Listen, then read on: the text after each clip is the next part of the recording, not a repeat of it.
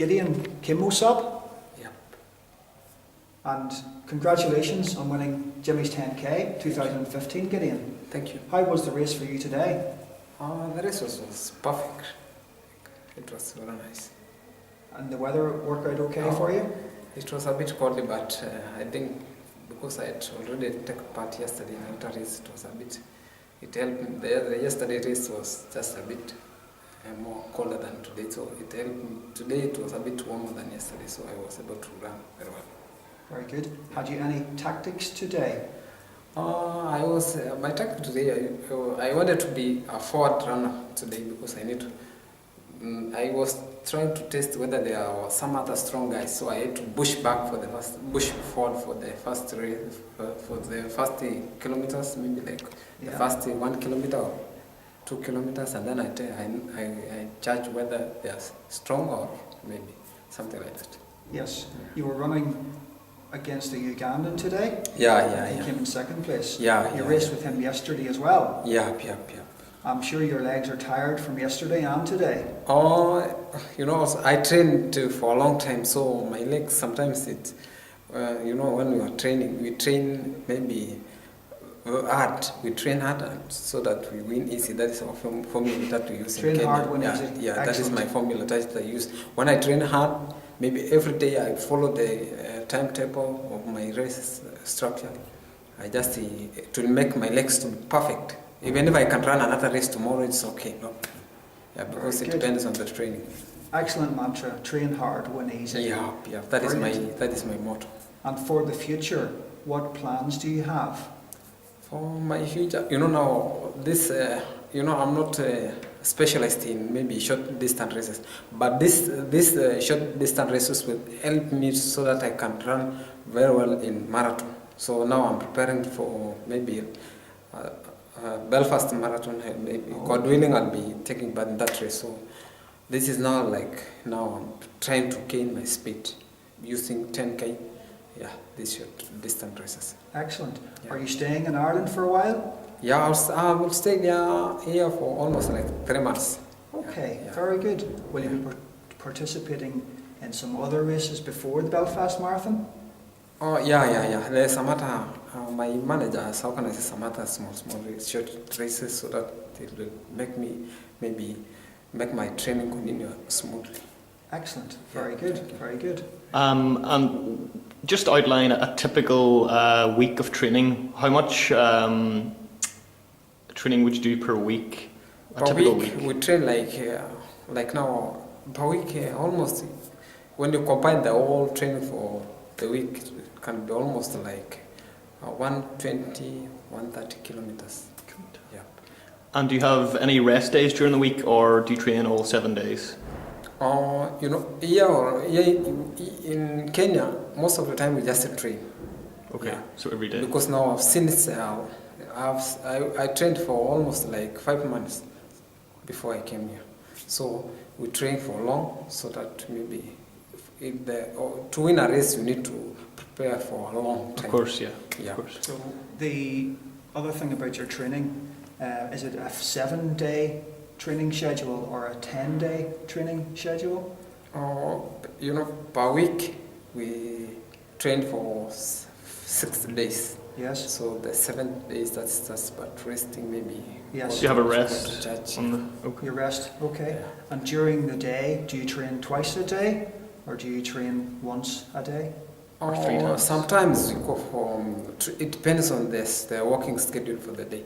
Maybe when we go for long distance, sometimes we go twice, maybe morning and then evening. And then if there's a short,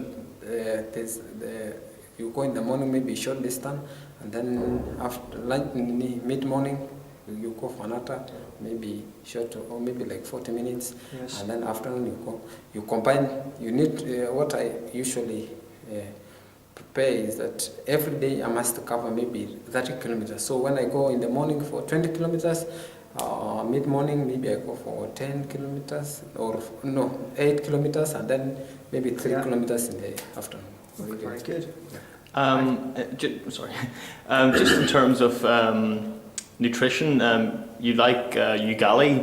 Now talk us through what is ugali. Ugali is It's a meal that's prepared by using maize flour. It's just a maize flour and water only. Yeah, you just maybe boil the water.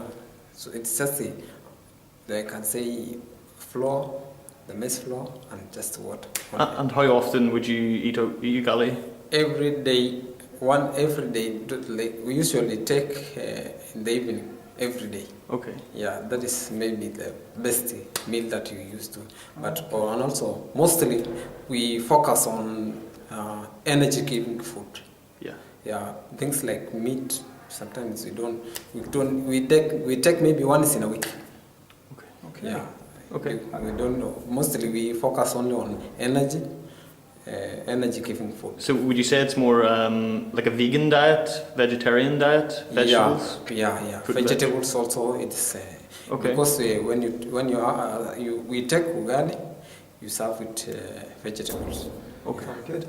I read recently that the difference between African athletes and European athletes is mainly that the African athletes know how to rest properly during the day. Do you guys rest properly during the day? Yeah. Properly. Most of our time we spend on maybe sleeping. Yes. And maybe like you just like watching movies, maybe for a short time, or maybe watching TV, Yeah. and maybe just reading newspaper. Yes. But we usually spend more time. Maybe we don't walk anyhow. Yeah. After morning training, you eat, you go and sleep. Yes. Mid-morning, you eat, you go and sleep.